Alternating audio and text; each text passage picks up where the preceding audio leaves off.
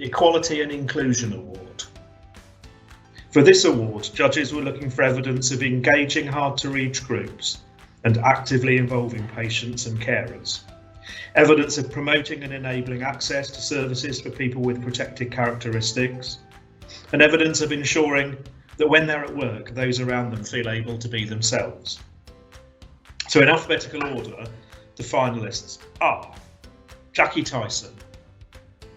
Jackie's innovative Dementia Friends training supports the voice of the person with dementia being heard across our services, and she's delivered a number of sessions both internally and externally, including to hard-to-reach groups such as the travelling community. The LGBT Plus and Allies Staff Network.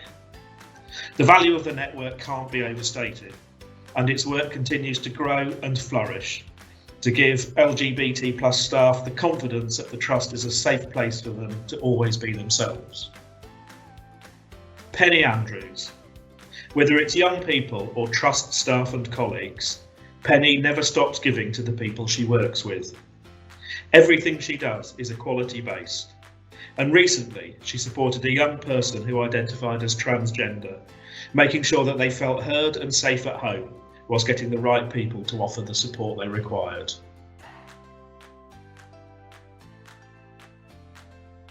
Inspirational Leader Award. The Inspirational Leader Award recognises role models who have a positive impact on people, developing those around them through their leadership style or willingness to help to be the very best they can.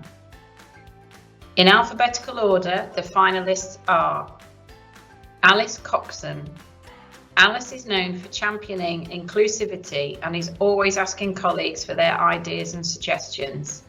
In addition to her management role, she also retains a busy patient caseload, yet still manages to make time for her staff whenever they need her. Polly Blades. Polly encourages development in a person-centred way, which allows people to see how they can achieve their goals. She leads by example with a human approach, inspiring the allied healthcare professionals workforce with her passion, knowledge, humour and kindness. Sue Brace. Sue has been a driving force behind supporting some of Brantwood's acutely ill patients to be treated at home, keeping her team going with regular supervision whilst always giving 100% commitment to providing the very best care. Clinical Team of the Year. For this award, the judges were looking for a new or established clinical team which demonstrated how working together was vital to its success, either within the Trust or across boundaries. Among the qualities the winning team had to demonstrate were delivering on performance and providing examples of positive feedback from patients and service users and their families or other colleagues. The team could also have demonstrated new ways of working that have made significant improvements to the quality and safety of care, or created significant efficiencies within the service. In alphabetical order then, the finalists are Community Home Assessment and Treatment Team. This small but perfectly formed team works with people with a learning disability to prevent hospital admission. Described as a voice for the person, they ensure maximum support is available to service users, allowing them to remain in their own homes whenever possible and supporting their family members who are going through difficulties. Francis Willis Unit. The unit's low use of restraint and seclusion techniques is testament to the way its staff make sure patients are cared for appropriately and with the utmost dignity. Developing bespoke positive behaviour care support plans which involve every member of the team, from housekeepers to medical staff. Everyone has a voice and everyone's opinion matters. Perinatal Mental Health Team. With exemplary friends and family feedback, in just over 5 years, the perinatal team has gone from fledgling service to exceeding their targets, seeing record numbers of patients and supporting people in the antenatal and postnatal period who are experiencing mental health problems.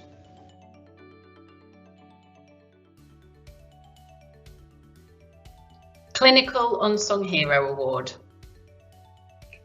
For the Clinical Unsung Hero Award, judges were looking for someone who puts patients at the centre of care, who deserves recognition for making a difference, and who performs above and beyond the call of duty at all times. In alphabetical order, the finalists are Dr. Collins Eziwe. Dr. Eziwe is fully engaged with service developments and plays an active role in furthering nursing leadership and pushing colleagues forward to bigger and better things. He is always available to discuss clinical cases and seeks to share his knowledge and skills to support staff development and improve patient outcomes. Emma Woodlock. Although only fairly recently qualified, Emma has already stepped up to help mentor and coach her colleagues in their professional goals. With several years of experience on Charlesworth Ward, she is a valued member of the team and is someone on the ward everyone feels comfortable approaching and confiding in. Kashmir Moons. Described as an excellent example to other nurses, Kashmir is a good communicator with empathy and a willingness to learn. She helps out whenever she can, even assisting colleagues with extra paperwork without a single complaint. Philip Morley. Described by fellow staff as having the biggest heart which shines through in his role, Philip can often be found liaising with senior clinicians and other agencies to put forward ideas and improvements for his clinical work. A master of spotting early warning signs and helping the team understand them to increase support and help reduce patient relapses, Philip is able to effect positive change for people with learning disabilities who present with high levels of risk and complexity.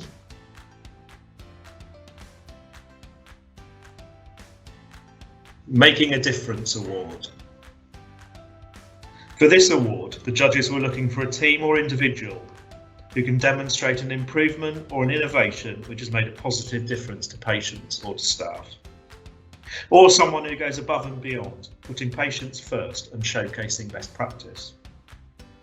So in alphabetical order, the finalists are Andy Fursman. Andy is passionate about men's health, in particular young men's mental health, and recently started a weekly young men's group which provides a safe space for them to talk about mental health, housing issues, education, work problems and much more. Andy has searched tirelessly for funding for the men's support group, which now provides an essential service in North East Lincolnshire. Dimple Ozer. Described as so supportive and bringing a wealth of knowledge and experience which the teams could not do without. Dimple has also provided short notice clinics to vulnerable patients during a particularly challenging period and created regular opportunities for patients to have one-to-one time with a pharmacist to discuss their medication. Sarah Holden.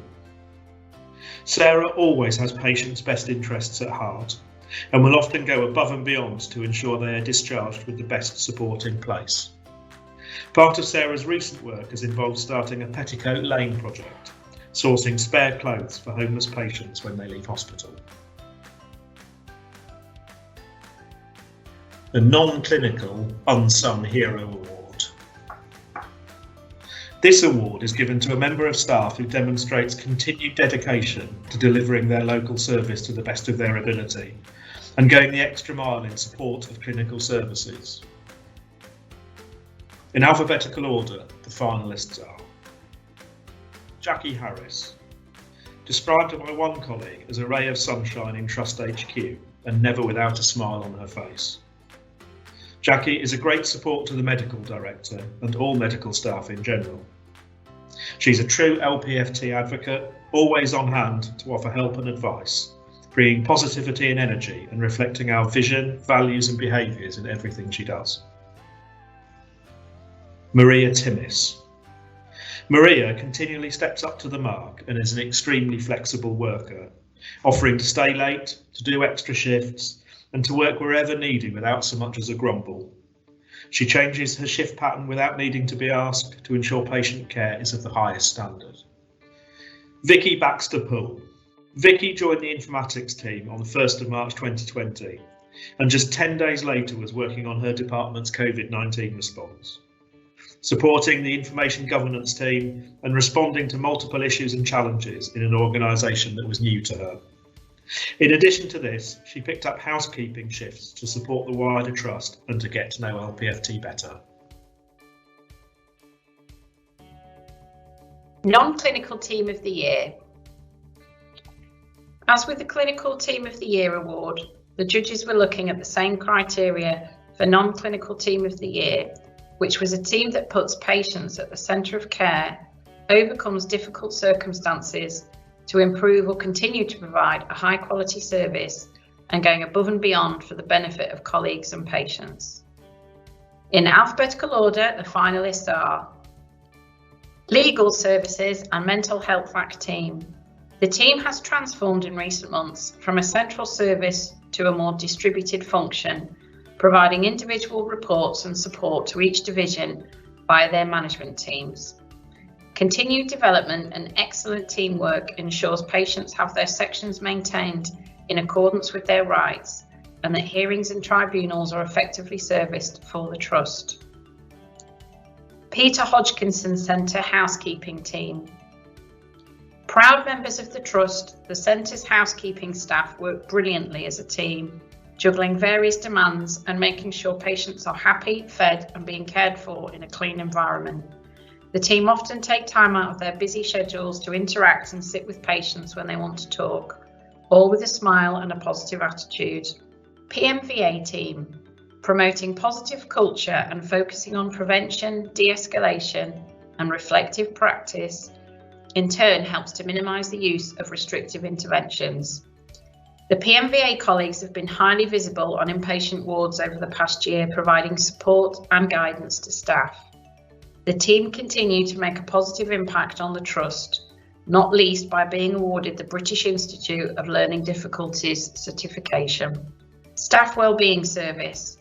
During the COVID-19 pandemic, the team quickly recognised it would have a huge impact on staff and so adapted its service to help those needing that bit of extra help and support. The Staff Wellbeing Helpline made its service instantly accessible without the need for referral. The team also adapted its working hours, making it even easier to access, rising to the challenge and going above and beyond as usual. Volunteer of the Year Award. The Volunteer of the Year Award recognises the commitment of volunteers, peer support workers and governors who offer their valuable time and energy in support of the Trust all year round. In alphabetical order, the finalists are Helen Ratcliffe. Helen, who has recently been appointed as a peer support worker, expanded the role and remit of her volunteering by putting together and delivering craft kits for service users. She creates a supportive environment and her kind and considerate manner is well received by everyone. She went even further out of her comfort zone by agreeing to star in video clips for last year's National Volunteers Week. Jason Winter. Jason volunteered in Discovery House Cafe for over 2 years. He took immense pride in ensuring that every customer received their order in good time. He listened and learned, worked hard and cared about what he did.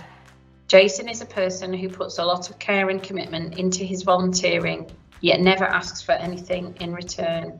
Kaylee Williams. Kaylee has been invaluable with her contributions at a number of engagement events, demonstrating excellent professionalism when speaking with patients, carers and stakeholders. She supports a wide range of activities that often includes travelling across Lincolnshire. She also supports recruitment of staff, contributing towards interview questions and being an equal partner in any interview panels.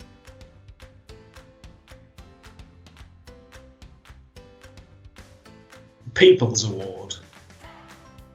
For this award, members of the public, patients, service users, carers and other stakeholders were asked to nominate an individual or a team dedicated to providing high quality care and exceptional service, a real champion of the people.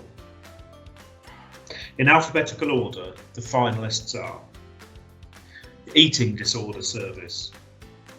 From the Support of the Day programme, through to the one-to-one enhanced cognitive behavioural therapy sessions, the team ensures that patients always have a say in their treatment and feel respected at all times, working closely with other services.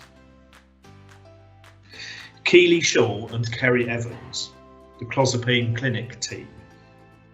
Medical appointments can often be stressful, but Keely and Kerry always seem to make them easier by being cheerful, friendly, and treating patients as people first.